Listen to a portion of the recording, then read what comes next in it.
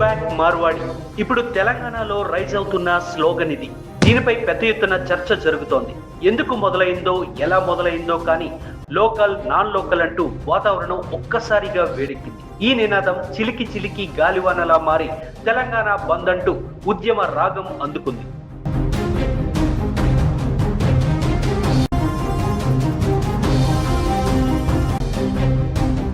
తెలంగాణలో మార్వాడీల పెత్తనం ఎక్కువైందని, కనీసం తెలంగాణ సంస్కృతి సాంప్రదాయాలను కూడా పట్టించుకోకుండా వ్యవహరిస్తున్నారని తెలంగాణ వాదులు అంటున్నారు. చిన్న పట్టణాల్లో సైతం విస్తరించి స్థానిక వ్యాపారుల పొట్ట కొడుతున్నారని, ప్రతి బిజినెస్ లో వారిదే ఆధిపత్యం ఉండేలా చూసుకుంటూ స్థానికులకు ఉపాధి అవకాశాలు కల్పించకుండా స్థానికేతరులు, అది కూడా వారి సామాజిక వర్గాలకే అవకాశాలు కల్పిస్తున్నారని ఇలా రకరకాల చర్చలు కొనసాగుతున్నాయి. అదేవిధంగా ఆహార ఉత్పత్తులు, సరుకుల కల్తీ దందాలో 97% మార్వాడీలే ఉన్నారని ఆరోపిస్తున్నారు.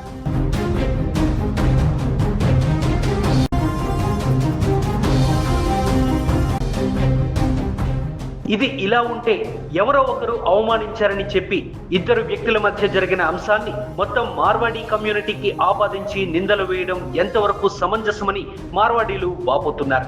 ఎన్నో ఏళ్లుగా తాము వ్యాపారాలను కొనసాగిస్తున్నామని, తాము ఎవరికీ అన్యాయం చేయడం లేదని చెబుతున్నారు. ప్రతి వ్యవస్థలో కొద్ది మోతాదులో చెడ్డవారు ఉంటారని, వారి కోసం మొత్తం మార్వాడీ కమ్యూనిటీపై అభ్యంతరం తెలపడం సరికాదని అంటున్నారు.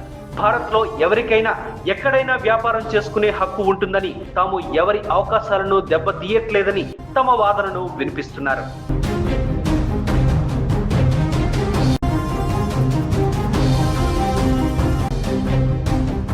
ఒక్కసారి మనం మార్వాడీ వ్యవస్థను పరిశీలిస్తే మార్వాడీల వ్యాపార సామ్రాజ్యానికి 100 ఏళ్ల చరిత్ర ఉంది. నిజాం కాలం నుంచే రాజస్థాన్, గుజరాత్ల నుంచి ఇక్కడికి రాక మొదలైంది.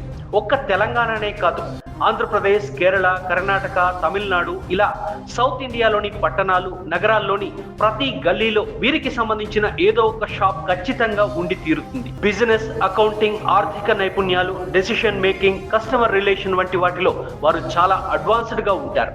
చిన్నప్పటి నుంచే తమ పిల్లలకు బిజినెస్ స్కిల్స్ నేర్పిస్తారు.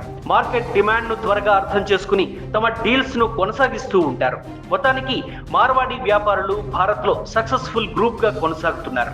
తెలంగాణలో హాట్ టాపిక్ గా మారిన ఈ అంశం ఇప్పుడు మతం రంగు, రాజకీయ రంగు పులుముకోవడం కోసమెరుపు. ఈ ఉద్యమాన్ని కాంగ్రెస్, బీఆర్ఎస్, ఎంఐఎం పార్టీలు రాజకీయ స్వలాభం కోసం హిందూ సమాజాన్ని చీల్చేందుకు ప్రోత్సహిస్తున్నారని తెలంగాణ బీజేపీ నేతలు ఆరోపిస్తున్నారు. మార్వాడీలను బీజేపీకి దూరం చేసేందుకే ఈ రకమైన ఉద్యమాన్ని తెరమీదకు తీసుకొచ్చారని, పెట్టుబడులు తెచ్చేవారిని తరిమేస్తారా అంటూ ప్రశ్నిస్తున్నారు.